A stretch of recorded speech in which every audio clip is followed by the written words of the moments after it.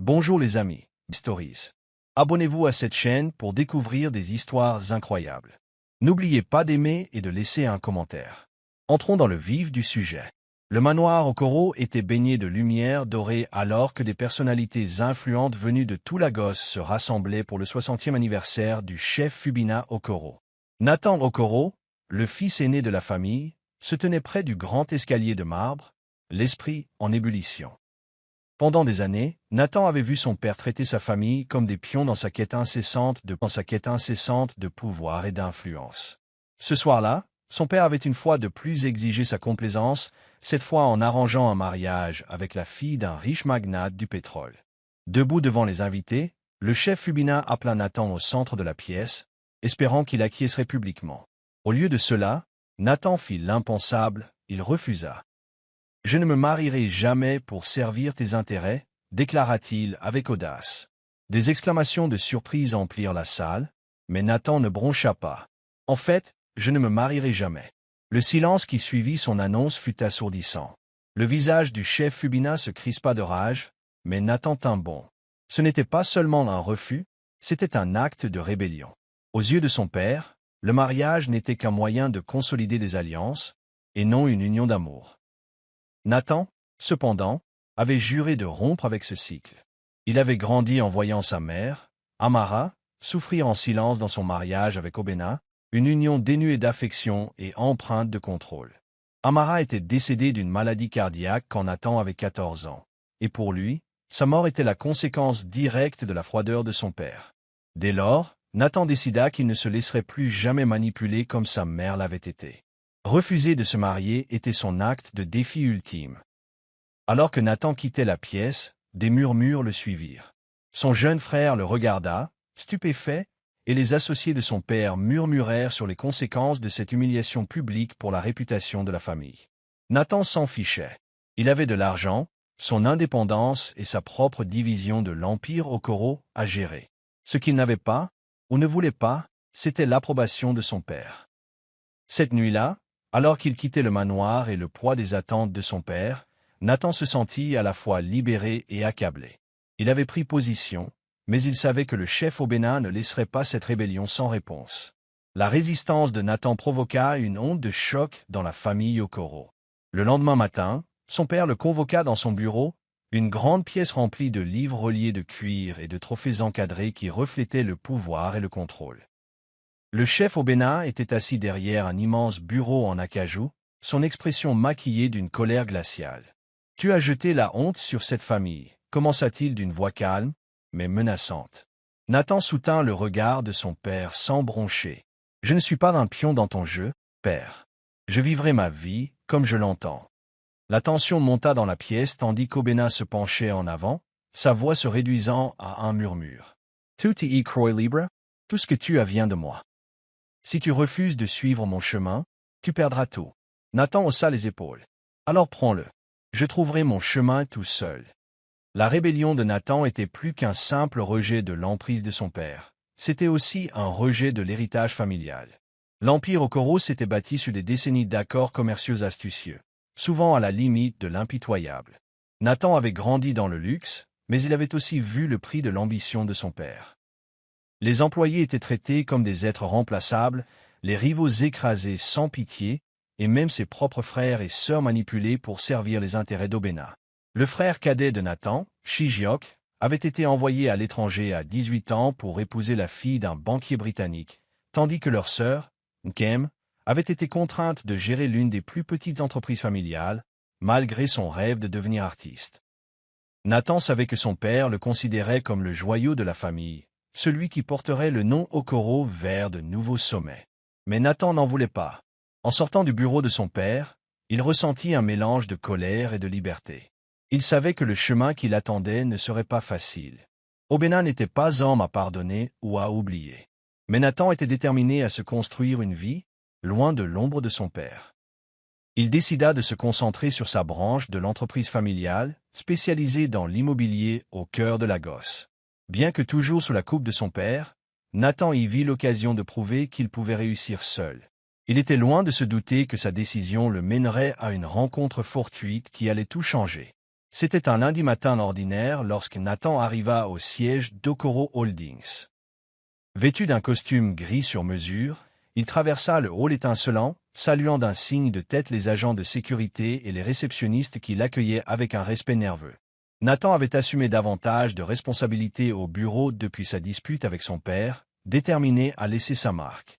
Alors qu'il attendait l'ascenseur, son attention fut attirée par une jeune femme en uniforme bleu délavé qui passait la serpillière non loin de là.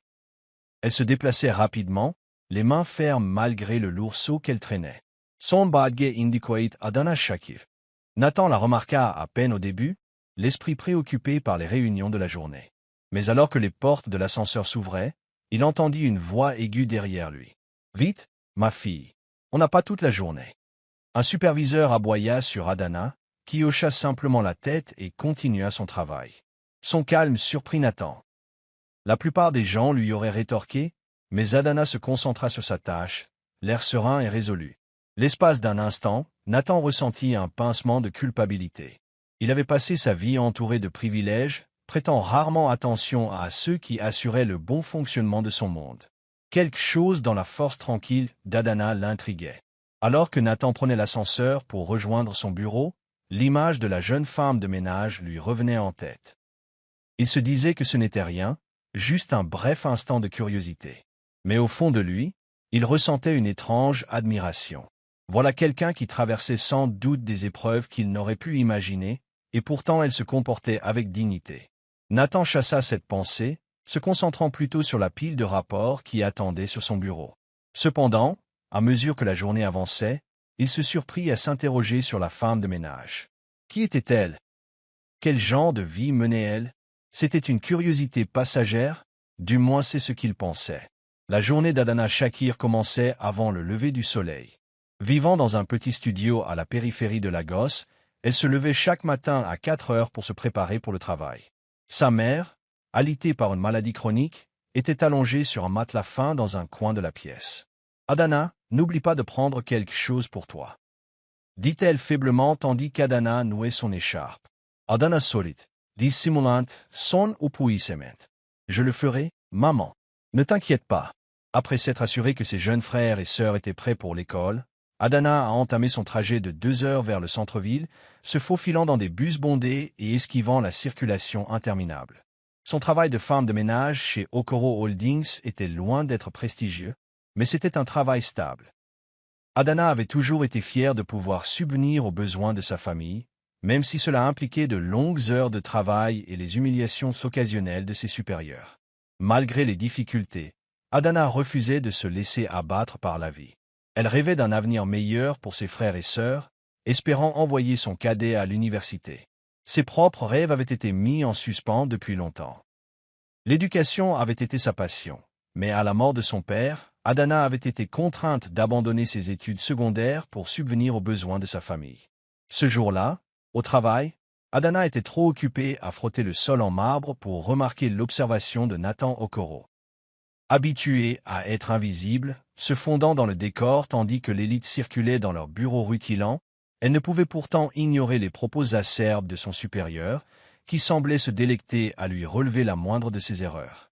Adana se mordit la langue, se concentrant plutôt sur la douce voix de sa mère dans sa tête. « Dignité, mon enfant.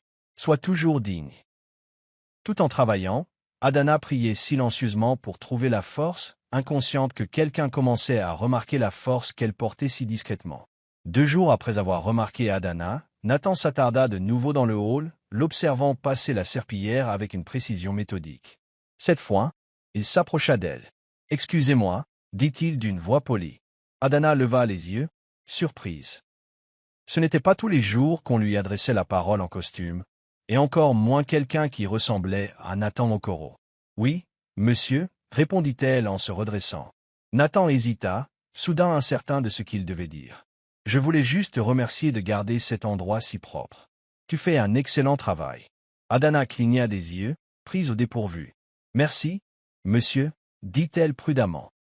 Nathan sentit son malaise et recula vivement, ne voulant pas paraître condescendant. « Comment t'appelles-tu » demanda-t-il. « Adana » répondit-elle d'une voix douce. Avant que la conversation ne puisse reprendre, son supérieur apparut, la fusillant du regard. « Retourne au travail » lança-t-il sèchement. Nathan fronça les sourcils, mais ne dit rien. Tandis qu'Adana retournait à sa tâche, Nathan ressentit une vague de colère. Comment pouvait-on traiter quelqu'un ainsi? Il n'avait aucun droit d'intervenir, mais quelque chose dans la résilience silencieuse d'Adana lui restait présent. Pour la première fois depuis des années, Nathan ressentit une attirance pour quelqu'un qui ne faisait pas partie de son monde. La semaine suivante, Nathan trouva des excuses pour traverser le hall, espérant revoir Adana. À chaque fois, il remarquait quelque chose de nouveau chez elle, sa façon constante de sourire aux agents de sécurité, son habitude de fredonner doucement en travaillant. Nathan se disait que c'était juste de la curiosité, mais au fond, il savait que c'était plus que ça. Adana représentait quelque chose qu'il n'avait jamais rencontré auparavant, l'authenticité. Dans un monde où chacun semblait attendre quelque chose de lui, Adana essayait simplement de survivre. Et, d'une certaine manière, cela faisait d'elle la personne la plus intéressante qu'il ait jamais rencontrée. Nathan continua de visiter le hall sous prétexte de vérifier les rénovations et la sécurité. À chaque fois, il tentait d'engager la conversation avec Adana, tout en veillant à ne pas trop attirer l'attention. Adana restait prudente, ne comprenant pas pourquoi un homme de son rang s'embêtait à parler à quelqu'un comme elle. Au début, elle lui répondit poliment, mais resta sur ses gardes, soupçonnant sa gentillesse d'être une plaisanterie ou une manipulation. Cependant, la sincérité de Nathan commença à l'épuiser. Un jour, alors qu'elle peinait à soulever un lourd seau d'eau, Nathan entra sans un mot, attrapa la poignée et le transporta à travers la pièce. « Tu n'étais pas obligé de faire ça, » dit Adana, surprise. « Peut-être pas, » répondit Nathan avec un petit sourire, « mais j'en avais envie. » Leurs interactions devinrent plus fréquentes après ça. Nathan interrogeait Adana sur sa journée, sa famille et sa vie en dehors du travail. Au début, elle hésitait à en dire plus, mais son intérêt sincère a peu à peu brisé ses défenses. Un après-midi, Adana a avoué que sa mère était malade et que la majeure partie de ses revenus servait à payer les médicaments et les frais de scolarité de son jeune frère. « Ce n'est pas facile, » a-t-elle admis, la voix teintée d'épuisement, « mais je n'ai pas le choix. Ma famille dépend de moi. » Nathan écoutait attentivement, ressentant une douleur inhabituelle dans la poitrine. C'était une femme qui avait affronté plus de difficultés qu'il ne pouvait l'imaginer, et pourtant elle se comportait avec grâce et détermination. C'était une leçon d'humilité. À leur insu, leur lien grandissant ne passa pas inaperçu. Les autres employés commencèrent à chuchoter que le jeune milliardaire passait autant de temps avec une femme de ménage, tandis que le superviseur d'Adana devenait de plus en plus hostile, l'accusant de relâchement. Adana a tenté de prendre ses distances avec Nathan, craignant de perdre son emploi, mais Nathan a persisté. « Ne te laisse pas intimider, » lui a-t-il dit un soir. « Tu es plus forte qu'il ne le pense. » Ces paroles lui restèrent gravées dans la mémoire, mais Adana ne parvenait pas à se défaire du sentiment que cette amitié inattendue ne ferait que compliquer sa vie déjà difficile. Les murmures au sein du personnel se transformèrent, bientôt, en véritables ragots. De la réception à la salle de réunion, tout le monde spéculait sur les intentions de Nathan. Certains pensaient qu'il cherchait simplement à s'amuser, usant de son charme pour séduire la jeune femme de ménage. D'autres le soupçonnaient de vouloir prouver quelque chose à son père en fréquentant une personne d'une classe sociale totalement différente. Adana entendit les rumeurs et tenta de les ignorer, mais elles le blessèrent néanmoins. Elle ne pouvait s'empêcher de se demander s'il y avait une part de vérité dans ce qu'il disait. Sinon, pourquoi un homme comme Nathan Okoro s'intéresserait-il à quelqu'un comme elle? Nathan, lui, restait indifférent à la tension grandissante. Il était trop concentré sur son amitié naissante avec Adana et sur la façon dont elle le transformait. Pendant des années, il s'était entouré de gens qui ne se souciaient que de richesse et de statut, de gens qui cherchaient constamment à l'impressionner ou à le manipuler. Adana était différente. Elle ne voulait rien de lui, ce qui faisait d'elle la personne la plus sincère qu'il ait jamais rencontrée. Passer du temps avec elle était rafraîchissant, même si ce n'était que quelques minutes chaque jour. Nathan commença à voir le monde à travers ses yeux, et cela le poussa à remettre en question tout ce qu'il pensait savoir sur le privilège et la réussite. Mais tout le monde ne partageait pas son point de vue. Le chef Obinus fut bientôt informé du comportement inhabituel de son fils par un membre de son équipe. Furieux, il convoqua Nathan dans son bureau et exigea des explications. « Tu fais honte à cette famille » s'exclama Obinus. « Que fais-tu avec une femme de ménage? Tu veux que le monde pense qu'on est tombé si bas? » Nathan affronta le regard de son père avec un air de défi calme. « Je n'ai pas honte, père. Tu devrais peut-être essayer de parler à quelqu'un d'extérieur à ton entourage, pour une fois. Tu pourrais apprendre quelque chose. » Le visage d'Aubinus s'assombrit, et Nathan comprit qu'il avait dépassé les bornes. « Ça s'arrête maintenant ?» prévint son père. Mais Nathan n'avait aucune intention de quitter Adana. Son lien avec elle s'intensifia un soir pluvieux lorsqu'il la vit peiner à attraper un bus devant le bureau. La pluie tombait à verse, trempant son uniforme léger tandis qu'elle serrait un sac plastique rempli de provisions. Nathan, qui quittait le bâtiment en voiture, s'arrêta aussitôt. « Montez !» cria-t-il par la fenêtre ouverte. Adana hésita, mais la pluie était incessante et les bus bondaient. À contre-cœur, elle monta sur le siège passager, prenant soin de ne pas faire couler d'eau sur le cuir intérieur. « Merci », dit-elle doucement, les joues rouges de gêne. Pendant le trajet, Nathan lui posa des questions sur sa vie. Adana était réticente au début, mais la douceur de Nathan l'encouragea à se confier. Elle lui parla de son père, décédé alors qu'elle était adolescente, laissant sa famille endettée. Elle expliqua comment elle avait endossé le rôle de soutien de famille, sacrifiant ses propres rêves pour assurer la scolarisation de ses frères et sœurs. Nathan fut profondément touché par son histoire. « Tu as tant fait, » dit-il doucement. « Tu peux être fier de toi. » Adana regarda par la fenêtre, l'émotion bouillonnante. Personne ne lui avait jamais adressé ces mots auparavant. Lorsqu'ils arrivèrent chez elle, un petit immeuble délabré dans un quartier animé, Nathan insista pour l'accompagner jusqu'à la porte. Adana protesta, inquiète de l'opinion de ses voisins, mais Nathan resta catégorique. Alors qu'il lui tendait les courses qu'elle avait déposées dans sa voiture, leurs regards se croisèrent un bref instant. « Merci, Nathan », dit-elle d'une voix sincère. Pour la première fois, elle s'autorisa à le voir comme autre chose qu'un homme riche jouant à un jeu. Peut-être, y avait-il quelque chose de vrai chez lui, après tout. Le lendemain, au travail, le superviseur d'Adana, M. Benson, la convoqua à son bureau. « Tu es trop à l'aise, » dit-il d'un ton dédaigneux. « Tu crois que je ne comprends pas ce qui se passe entre toi et M. Okoro? Tu es là pour faire le ménage, pas pour draguer. » Adana était stupéfaite. « Je ne flirte avec personne, monsieur, » répondit-elle fermement. Mais Benson ne s'intéressait pas à la vérité. Il lui tendit une liste de tâches supplémentaires et la prévint que toute distraction supplémentaire entraînerait son licenciement. Adana quitta le bureau, humilié et en colère. Lorsque Nathan apprit ce qui s'était passé, il était furieux. Il fit irruption dans le bureau de Benson et le confronta. « Si jamais j'entends parler de toi maltraitant à nouveau un employé, c'est toi qui chercheras un nouvel emploi, » dit Nathan d'une voix froide et autoritaire. Benson balbutia des excuses, mais l'avertissement de Nathan était clair.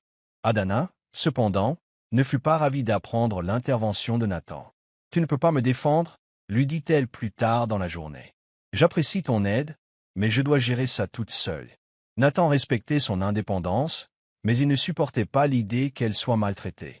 Leur premier conflit les a tous deux amenés à s'interroger sur leur relation. Adana se demandait si la protection de Nathan était motivée par une réelle affection ou s'il la voyait simplement comme une personne à sauver. Nathan, quant à lui, commençait à réaliser à quel point ses sentiments pour Adana devenaient complexes. Elle n'était plus seulement une amie ou une inconnue intrigante. C'était quelqu'un qu'il admirait, quelqu'un qu'il voulait protéger, mais aussi quelqu'un dont il commençait à tomber amoureux. Le chef Obena n'en avait pas fini avec Nathan. Après avoir entendu parler de l'incident avec M. Benson, il convoqua Nathan au domaine familial pour une conversation privée. Obena n'hésita pas à entrer dans le vif du sujet. « Tu es en train de ruiner ta réputation et la mienne, » dit-il en arpentant la pièce. « As-tu une idée de ce que les gens disent de toi? Tu gâches ton avenir pour une femme qui n'a rien à faire dans notre monde. » Nathan serra les poings, la colère montant dans sa poitrine. « Ce n'est pas elle le problème, père. Tu le es. Tu ne te soucies que des apparences et du pouvoir. Tu ne la connais même pas, et pourtant tu as déjà décidé qu'elle ne vaut rien. Obina Ricana. Je n'ai pas besoin de la connaître. Je connais son genre. Elle te tirera vers le bas, elle te quittera. Les femmes comme elles ne voient les hommes comme toi que comme un simple ticket de caisse. Nathan serra las dents. Tu as tort, dit-il fermement. Adana n'a rien à voir avec ça. Elle est travailleuse, honnête et bien meilleure que quiconque dans ton entourage. Obena secoua la tête, incrédule. Tu es un imbécile si tu penses que ça finira bien. Retiens-moi bien, Nathan, si tu continues sur cette lancée, tu le regretteras. Alors que Nathan quittait le domaine, son esprit était submergé par un tourbillon d'émotions. Les paroles de son père le blessèrent, mais elles ne firent que renforcer sa détermination. Il ne pouvait pas s'éloigner d'Adana, pas quand il savait combien elle comptait pour lui. Mais Nathan réalisa aussi que sa relation avec Adana ne ferait que devenir plus difficile avec le temps. Le monde dans lequel il vivait n'était pas tendre envers ceux qui transgressaient les barrières sociales et sociales. Pour la première fois, Nathan se demanda s'il avait la force de se battre pour ce qu'il voulait vraiment, ou si les forces qui s'opposaient à eux seraient trop puissantes pour être vaincues. La vie d'Adana s'est compliquée après la confrontation de Nathan avec son supérieur. Si elle appréciait les efforts de Nathan pour la défendre, elle ne pouvait ignorer les conséquences. Ses collègues ont commencé à la traiter avec hostilité, chuchotant dans son dos et l'accusant de rechercher un traitement de faveur. « On a tous des difficultés », murmura l'un d'eux un après-midi, mais on se croit meilleur parce qu'on a l'attention du patron. Adana voulut se défendre, mais elle savait que tout ce qu'elle dirait ne ferait qu'empirer les choses. Elle se concentra sur son travail, endurant en silence le ressentiment grandissant autour d'elle. Nathan, quant à lui, luttait contre ses émotions. Pendant des semaines, il avait tenté de se convaincre que son intérêt pour Adana n'était que de l'admiration. Mais la vérité devenait impossible à ignorer. Il se surprenait à penser constamment à elle, à revivre leur conversation et à la façon dont son sourire illuminait son visage, même dans les moments les plus difficiles. Il savait que son père et la société n'approuveraient jamais, mais il ne pouvait se résoudre à s'en aller. Au lieu de cela, il chercha des moyens de l'aider sans trop attirer l'attention. Un soir, il remboursa anonymement une partie de la dette de la famille d'Adana pour les soins médicaux de sa mère. Il se disait que c'était la bonne chose à faire, même s'il ne pouvait pas le lui avouer. Lorsqu'Adana découvrit que les factures impayées de sa famille avaient été mystérieusement réglées, elle fut sous le choc. Le médecin de sa mère l'informa qu'un bienfaiteur s'était porté volontaire pour couvrir les frais. Méfiante, Adana confronta Nathan le lendemain. « C'est toi qui as fait ça ?» demanda-t-elle d'une voix mêlée de gratitude et de frustration. Nathan hésita, mais décida de lui dire la vérité. « J'ai volé just Ader, admit-il. Tu as tant fait pour ta famille. Je pensais que tu méritais un peu de répit. » Adana hésitait entre le remercier et le gronder. Bien qu'appréciant sa générosité, elle ne parvenait pas à s'empêcher de penser qu'accepter son aide pourrait compliquer leur relation déjà précaire. L'implication de Nathan dans la vie d'Adana commençait à brouiller les frontières entre leurs univers si différents. Un week-end, il l'invita à un événement caritatif sponsorisé par son entreprise, espérant lui faire découvrir son univers tout en soutenant une cause qui lui tenait à cœur. Adana hésitait, sachant à quel point elle se sentirait dépaysée parmi les riches et les puissants. Mais Nathan la rassura, insistant sur le fait qu'elle méritait d'être là autant que n'importe qui d'autre. « On ne se définit pas par son travail ni par ses origines, » lui dit-il. « Tu as autant de valeur que n'importe qui dans cette salle. » Vêtue d'une robe empruntée à son ami Ngozi, Adana est arrivée à l'événement avec le sentiment d'être une imposteuse. Ce lieu somptueux, avec ses lustres en cristal et ses jardins impeccablement entretenus, était à milieu des rues bondées et des quartiers défavorisés où elle vivait. Tandis que Nathan la présentait à ses collègues et partenaires commerciaux, elle sentait le poids de leurs regards critiques. Certains la saluaient poliment, d'autres l'ignoraient complètement. Une femme, une mondaine visiblement intéressée par Nathan, ricana et demanda « Alors, comment vous êtes-vous rencontrés ?»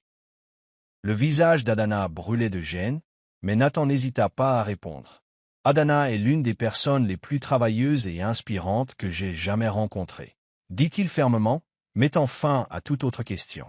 Malgré les efforts de Nathan pour la mettre à l'aise, Adana ne parvenait pas à se défaire de ce sentiment de ne pas être à sa place. La nuit avançant, elle s'éclipsa dans le jardin, accablée par la pression de s'intégrer dans un monde qui n'était pas le sien.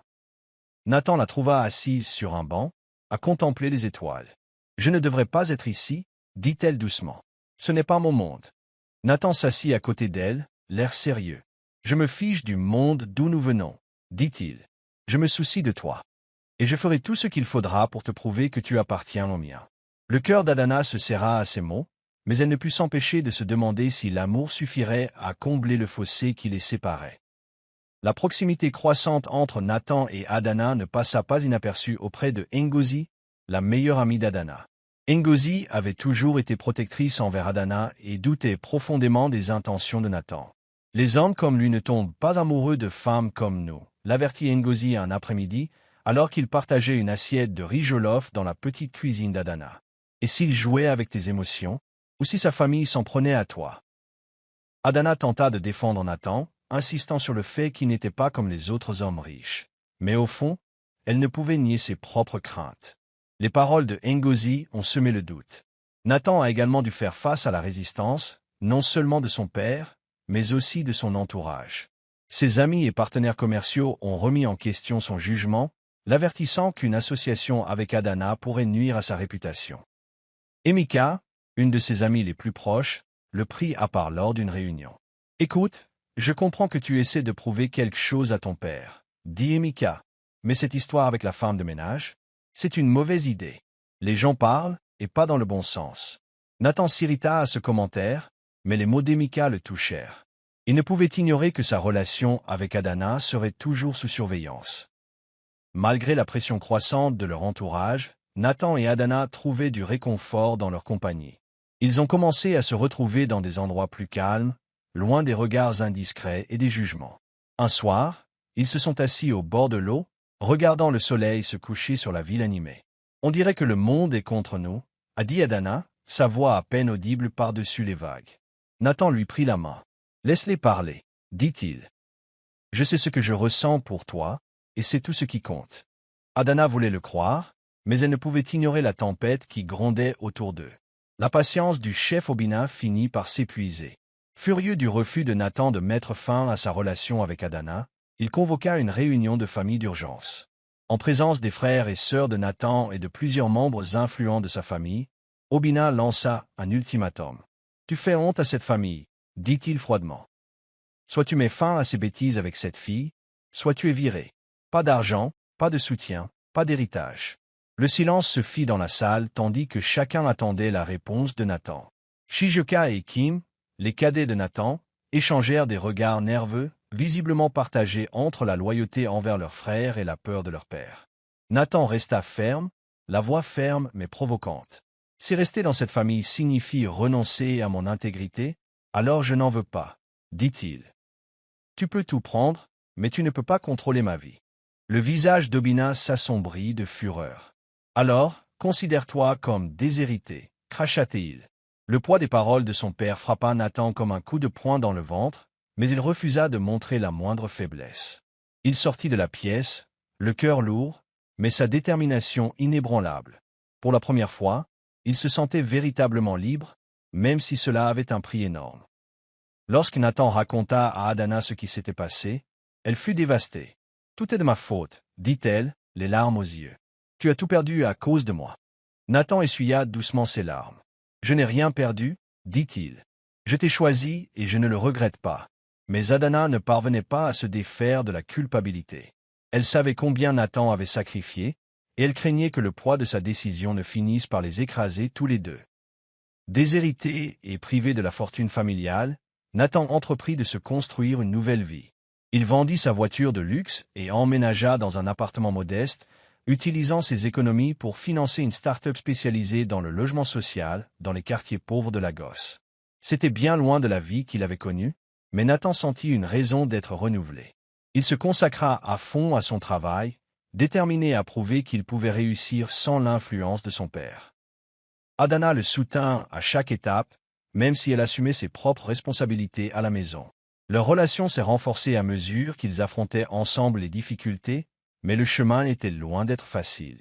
Les anciens amis de Nathan ont pris leur distance, et même certains de ses employés ont commencé à remettre en question son leadership. Pendant ce temps, Adana peinait à concilier ses sentiments pour Nathan et ses craintes quant à leur avenir. Elle craignait que leur amour ne soit pas suffisant pour résister à la pression de la société et de la famille de Nathan. « Et si nous faisions une erreur ?»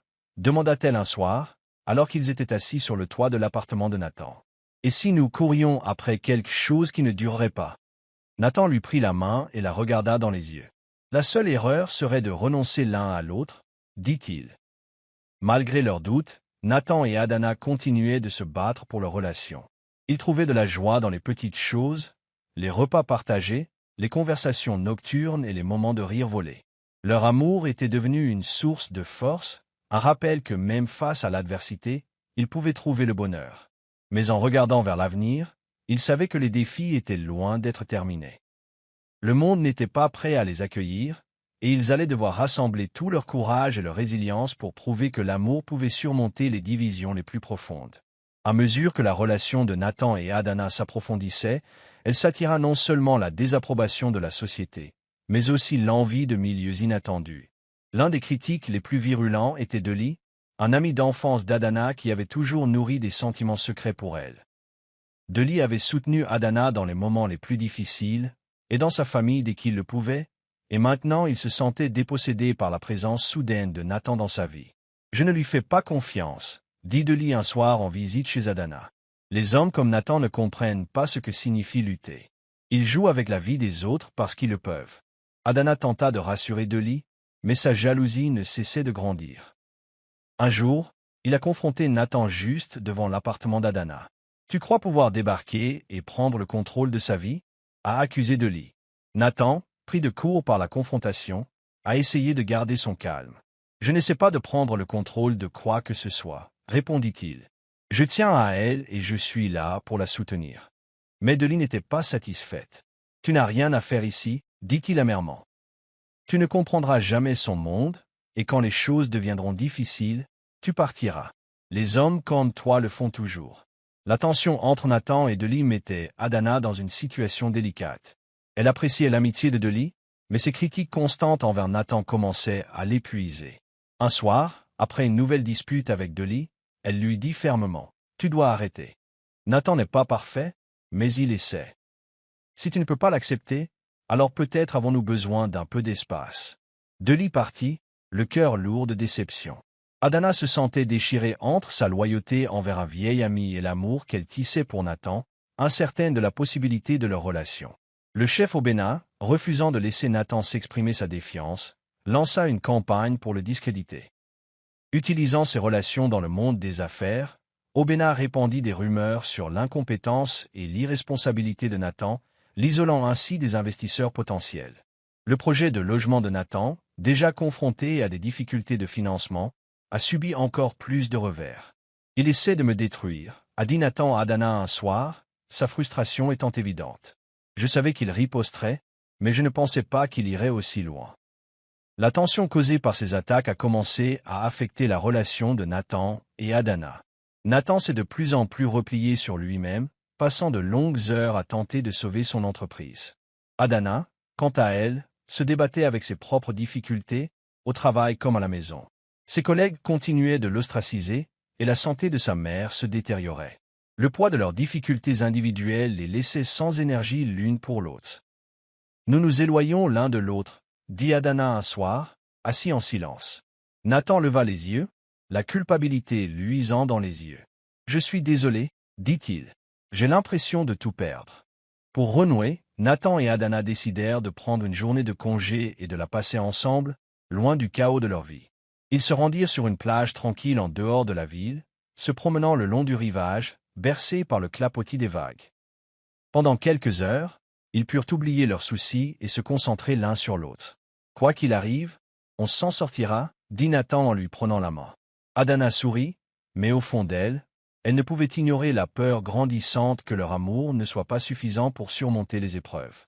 La pression sur Adana devint insupportable lorsque son jeune frère, Shidi, la confronta au sujet de Nathan. « Tout le monde parle de toi, » dit-il un soir. « On dit que tu essaies de vivre au-dessus de ta condition, que tu oublies qui nous sommes. » Adana fut blessée par ces paroles, mais elle ne pouvait pas lui en vouloir de ressentir cela.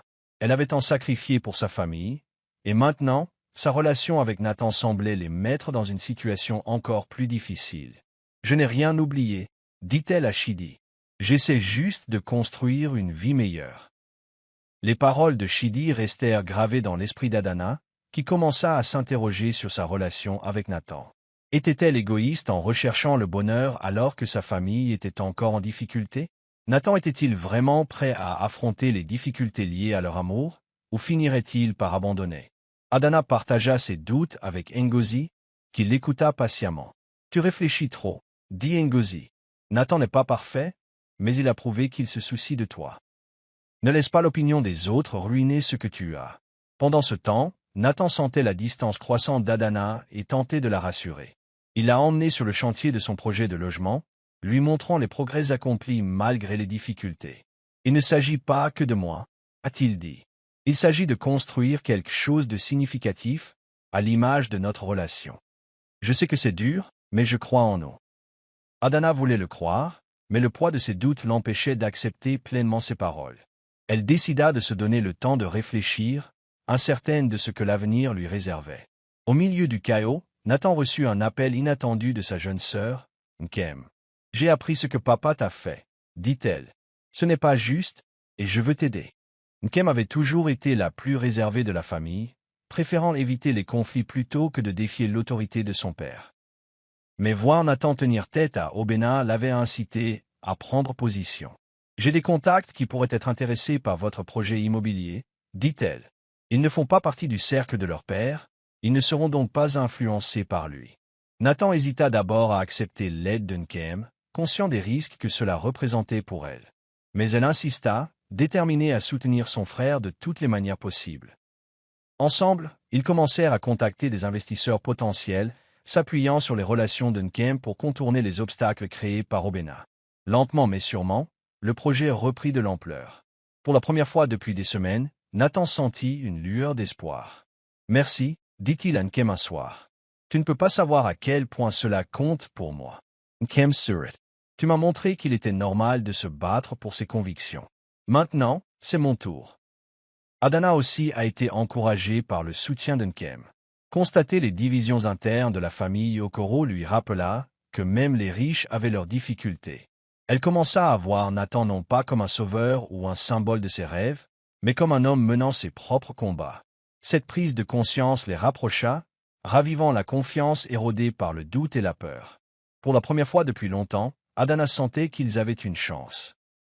Le projet immobilier de Nathan démarrait enfin après des mois de retard, et il invita Adana à la cérémonie d'inauguration.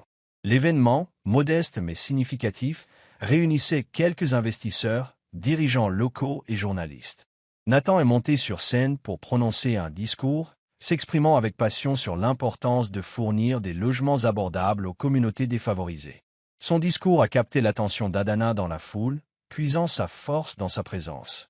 « Ce projet ne se résume pas à des bâtiments, » a-t-il déclaré. « Il s'agit de personnes. Il s'agit de créer des opportunités pour ceux qui ont été trop longtemps négligés. » Après la cérémonie, Nathan a présenté Adana aux investisseurs et aux dirigeants de la communauté comme son partenaire. L'annonce suscita des réactions mitigées. Certains les félicitèrent, d'autres échangèrent des regards sceptiques. Pour Nathan, ce fut un moment de libération, l'occasion de montrer au monde qu'il était fier de la femme qu'il aimait. Adana, bien que nerveuse, se tenait à ses côtés avec une confiance tranquille. Elle avait passé une trop grande partie de sa vie cachée dans l'ombre, et elle était prête à sortir de l'ombre, aussi inconfortable soit-elle. Ce jour marqua un tournant dans leur relation.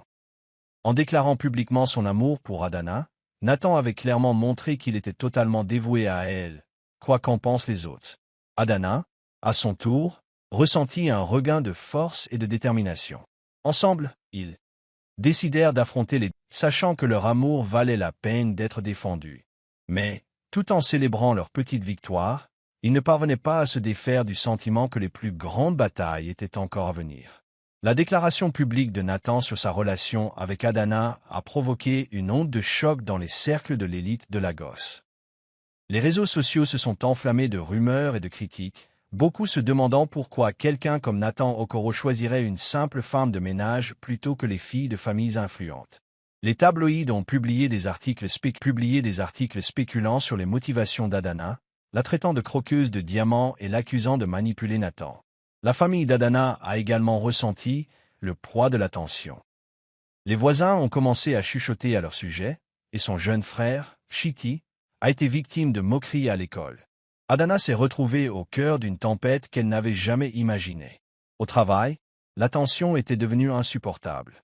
Ses collègues devenaient de plus en plus froids, certains se moquant ouvertement d'elle pour avoir dragué un homme riche. Son supérieur, M. Benson, faisait tout son possible pour lui compliquer la tâche, lui assignant des charges de travail insurmontables et menaçant son emploi. Peut-être que ton petit ami pourra payer tes factures si tu perds celles-ci, ricana-t-il un jour. Adana essaya d'ignorer l'hostilité, mais elle en souffrait.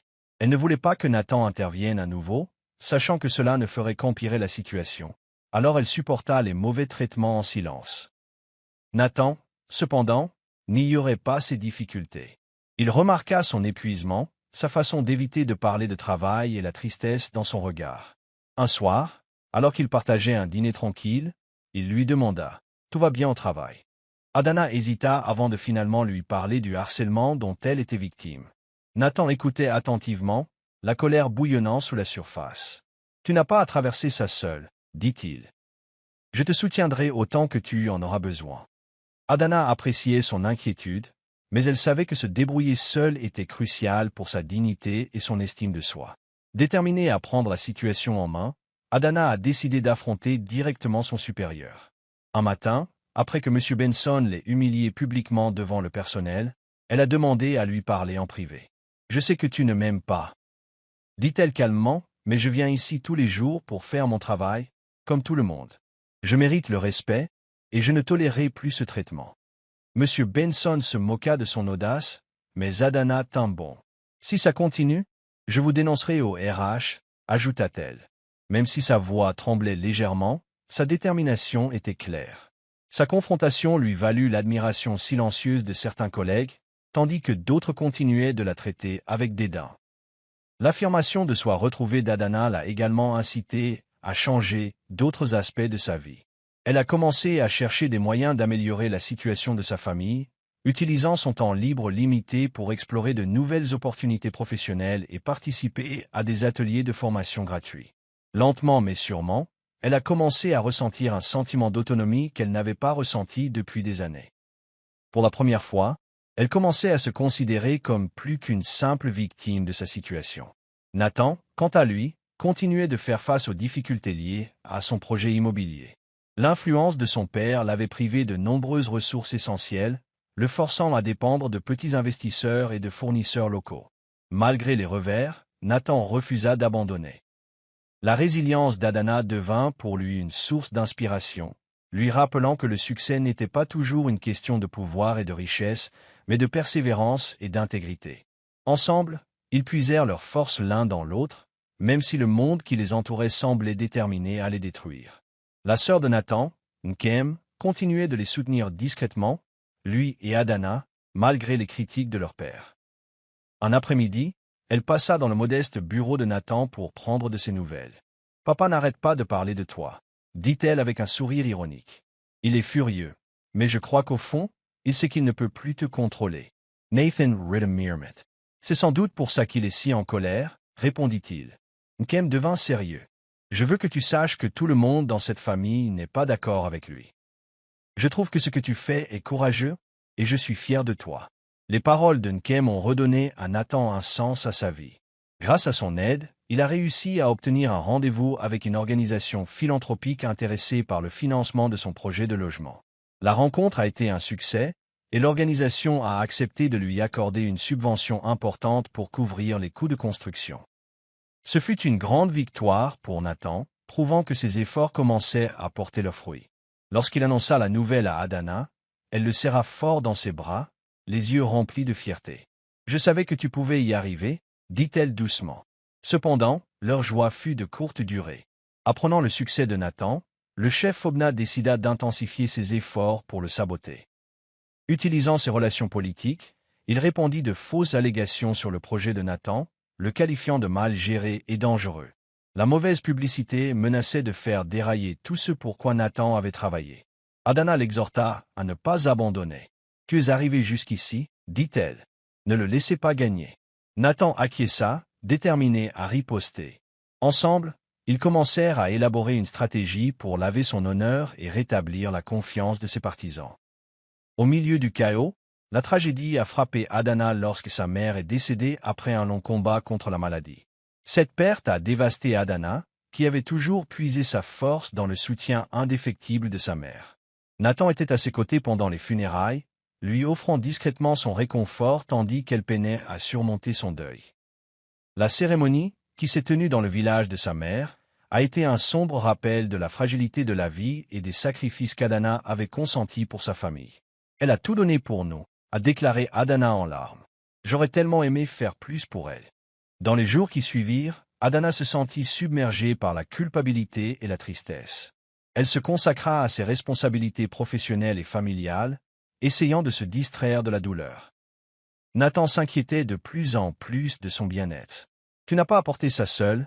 lui dit-il un soir. « Appuie-toi sur moi. » Mais Adana résista, craignant de paraître faible. « Je ne peux pas me permettre de m'effondrer, » dit-elle. « Ma famille a besoin de moi. » Nathan admirait sa force, mais s'inquiétait des conséquences que cela lui faisait subir. La perte de sa mère a également renforcé la détermination d'Adana à offrir un avenir meilleur à ses frères et sœurs. Elle a commencé à chercher des moyens de poursuivre ses études, sachant qu'un meilleur emploi offrirait plus de stabilité à sa famille. Nathan l'a encouragée en lui proposant de l'aider à financer ses études.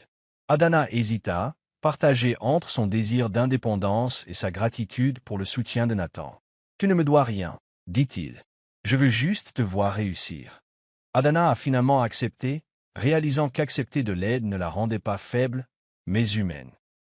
Avec le soutien de Nathan et Kim, Adana s'est inscrite à une formation professionnelle axée sur la gestion d'entreprise et l'entrepreneuriat. Les cours étaient exigeants, mais Adana s'est épanouie, déterminée à profiter au maximum de cette opportunité. Ses professeurs furent impressionnés par son dévouement et son potentiel, et elle commença à rêver de créer un jour sa propre entreprise.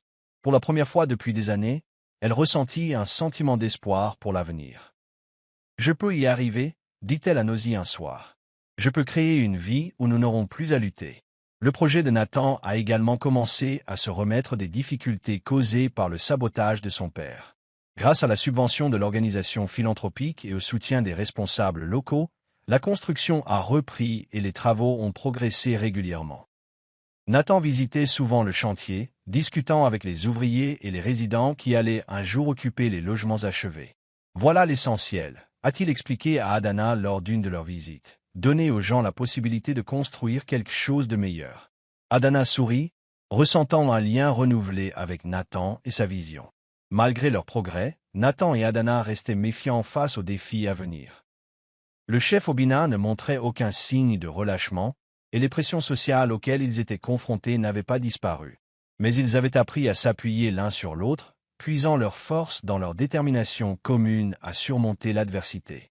Debout ensemble sur le chantier, regardant le soleil se coucher sur la ville, ils s'autorisaient à espérer un avenir meilleur. « Nous avons fait tout ce chemin, » dit Nathan en prenant la main d'Adana. « Et nous ne baissons pas les bras. » Alors que Nathan pensait que son projet immobilier était solide, de nouveaux défis sont apparus. Le chef Obina, peu disposé à voir son fils réussir sans lui, a orchestré une série d'obstacles bureaucratiques. Les permis ont été retardés, les inspections annulées sans explication et les fournisseurs ont soudainement renié leur contrat. Ces perturbations ont plongé le projet dans le chaos, forçant Nathan à chercher des solutions. « Il essaie de me faire échouer », a dit Nathan à Adana un soir, la frustration lue sur son visage. « Mais je ne le laisserai pas gagner. » Adana l'encouragea à rester fort, lui rappelant que les échecs étaient temporaires s'il restait concentré sur son objectif. Parallèlement, Adana affrontait ses propres difficultés. Sa formation professionnelle était exigeante, et concilier études, travail et responsabilités familiales l'épuisait. Certains soirs, elle avait à peine le temps de manger avant de s'écrouler dans son lit. Pourtant, elle refusait d'abandonner, sachant que ses efforts contribueraient à un avenir meilleur pour ses frères et sœurs. Nathan admirait sa détermination, veillant souvent tard avec elle pour l'aider à réviser ses examens ou à réfléchir à des idées d'entreprise. Leur collaboration s'est renforcée à mesure qu'ils se soutenaient mutuellement face à leurs difficultés respectives, puisant leur force dans leur résilience commune. Face à la pression croissante, Nathan a pris une décision audacieuse. Il a convoqué une conférence de presse pour répondre aux rumeurs et allégations qui avaient entaché son projet. Devant une foule de journalistes et de membres de la communauté, il a énoncé la vérité. Ce projet est bien plus qu'une question de logement. Il s'agit de dignité, d'opportunité et d'espoir, a-t-il déclaré. Aucun sabotage ne m'empêchera de concrétiser cette vision. Son discours a recueilli un large soutien, plusieurs dirigeants locaux s'étant manifestés pour le soutenir publiquement. Le vent a commencé à tourner. Mais Nathan savait que la bataille était loin d'être gagnée. Le monde d'Adana a été bouleversé lorsqu'elle a découvert qu'un proche avait divulgué aux médias des informations sur sa relation avec Nathan. Le coupable n'était autre que son ami d'enfance, Deli. Lui faire face a été l'une des choses les plus difficiles qu'elle ait jamais faites. « Pourquoi me fais-tu ça ?» demanda-t-elle, les larmes aux yeux. Deli détourna le regard, incapable de soutenir son regard. « Je ne voulais pas te faire de mal, » dit-il. « Je voulais juste te protéger. Je pensais que si les gens voyaient ce qu'il faisait, tu comprendrais qu'il n'est pas bon pour toi. » Le cœur d'Adana se brisa en entendant les mots de Deli. Elle comprit que ses actions, bien que mal avisées, étaient motivées par la jalousie et la peur. « Je n'ai pas besoin de ta protection, » dit-elle fermement. « Nathan n'a fait que me soutenir. Si vous ne voyez pas cela, c'est peut-être que vous ne me connaissez pas aussi bien que vous le pensez. » Deli s'est excusé, mais le mal était fait. Leur amitié, autrefois inébranlable, était désormais brisée. Adana ressentit un profond sentiment de perte, mais savait qu'elle ne pouvait pas laisser la trahison de Deli compromettre sa réussite. Elle résolut de se concentrer sur ses objectifs et de laisser tomber les relations qui ne lui servaient plus à rien. Nathan, lui aussi, fut blessé par cette révélation. « Je n'ai jamais voulu m'immiscer entre toi et tes amis, » dit-il. « Mais je ne laisserai personne remettre en question mes intentions envers toi. » Adana le rassura. Sa confiance en lui était inébranlable. « Ce n'est pas à cause de toi, » dit-elle. « C'est parce que les gens ne croient pas que je mérite le bonheur. Mais je ne les laisserai pas définir ma valeur. » Sa force inspira Nathan, et ensemble, ils jurèrent de surmonter la négativité et de continuer à construire leur vie selon leurs propres conditions. Les efforts incessants du chef Obena pour détruire le projet de Nathan commencèrent à peser sur la famille Okoro. Nkem, qui soutenait discrètement Nathan, exprima de plus en plus ouvertement sa désapprobation des actions de leur père. « Tu détruis cette famille, » dit-elle à Obena lors d'une vive dispute. « Pourquoi ne laisses-tu pas Nathan vivre sa vie ?» Obena balaya ses inquiétudes, insistant sur le fait qu'il agissait dans l'intérêt de la famille. « Il gâche tout ce que j'ai construit, » dit Obena. « Je ne resterai pas les bras croisés à le regarder ruiner notre héritage. » Le défi de Nkem a enhardi le frère cadet de Nathan, Shijiok, qui avait longtemps gardé le silence sur son propre mécontentement envers leur père. « Peut-être que Nathan a raison, » a déclaré Shijiok lors d'un dîner de famille. « Nous vivons tous sous ton ombre depuis trop longtemps. » Furieuse, Obena accusait Nathan d'avoir monté ses frères et sœurs contre lui. Mais Nathan refusa de céder. « Ce n'est pas moi qui compte, » dit-il. « C'est toi qui refuses de laisser quiconque s'exprimer, sauf toi-même. » Les divisions familiales s'accentuèrent, Nkem et Shijiok se ralliant à Nathan, tandis qu'Obena s'accrochait à sa conviction de protéger la réputation de la famille. Pour Nathan, le soutien de ses frères et sœurs fut une victoire douce amère. Il était reconnaissant de leur loyauté, mais attristé par la fracture grandissante au sein de la famille. « Je n'ai jamais voulu ça, » dit-il à Adana. « Je voulais juste vivre ma vie sans être contrôlé. » Adana le réconfortait, lui rappelant que parfois, défendre ce qui est juste avait un prix. Malgré les difficultés, le projet de Nathan a finalement franchi une étape importante, l'achèvement du premier lot de logements. Une cérémonie d'inauguration a eu lieu pour célébrer cet accomplissement, en présence des membres de la communauté, des dirigeants locaux et des familles qui allaient bientôt emménager dans leur nouvelle maison. Nathan et Adana se tenaient côte à côte tandis que les premiers résidents recevaient leurs clés, leurs visages rayonnant de joie et de gratitude. « C'est de cela qu'il s'agit, » a déclaré Nathan, la voix pleine d'émotion. « Offrir aux gens la chance de se construire une vie meilleure. » La cérémonie fut un triomphe, mais la victoire fut douce amère. Obena avait refusé d'y assister, creusant encore davantage la fracture au sein de la famille. Le succès de Nathan a également suscité le scepticisme de certains acteurs du monde des affaires, qui continuaient de le considérer comme un outsider cherchant à perturber le statu quo. Mais Nathan ne s'est pas laissé décourager par leurs doutes. « Laissez-les parler, » a-t-il dit à Adana. « Ceux qui comptent connaissent la vérité, et cela me suffit. » Adana, elle aussi, éprouvait un sentiment d'accomplissement. Elle venait de terminer sa formation professionnelle et s'apprêtait à lancer sa propre petite entreprise, un service de traiteur qui emploierait des femmes de sa communauté. Grâce aux encouragements de Nathan, elle avait concrétisé ses rêves, prouvant à elle-même et aux autres qu'elle était capable de bien plus que ce qu'ils avaient imaginé. Alors qu'ils célébraient leur réussite respective, Nathan et Adana ont retrouvé espoir en l'avenir, sachant que leur amour leur avait donné la force de surmonter les plus grands obstacles. Le parcours de Nathan et Adana s'est achevé par une cérémonie de mariage modeste mais magnifique, en présence de leurs proches. L'événement s'est déroulé sur le site de la résidence de Nathan, rappel symbolique de leur engagement commun à bâtir un avenir meilleur. Adana portait une robe simple mais élégante, son sourire radieux reflétant la joie qui l'habitait.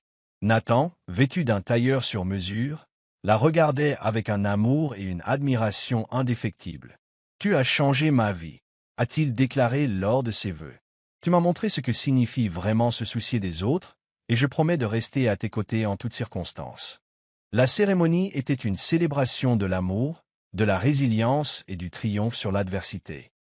Même Kim et Shigio ont prononcé des discours émouvants, exprimant leur fierté envers Nathan et Adana pour être restés fidèles à eux-mêmes malgré les difficultés.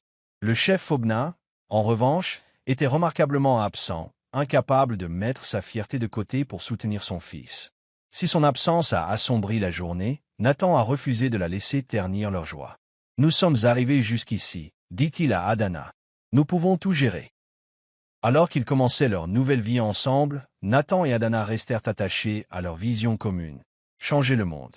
Nathan a continué à développer son projet de logement, tandis que l'entreprise de restauration d'Adana prospérait, offrant à d'autres femmes la possibilité de s'élever au-dessus de leurs difficultés. Ensemble, ils ont prouvé que l'amour, l'intégrité et la détermination pouvaient surmonter les divisions les plus profondes.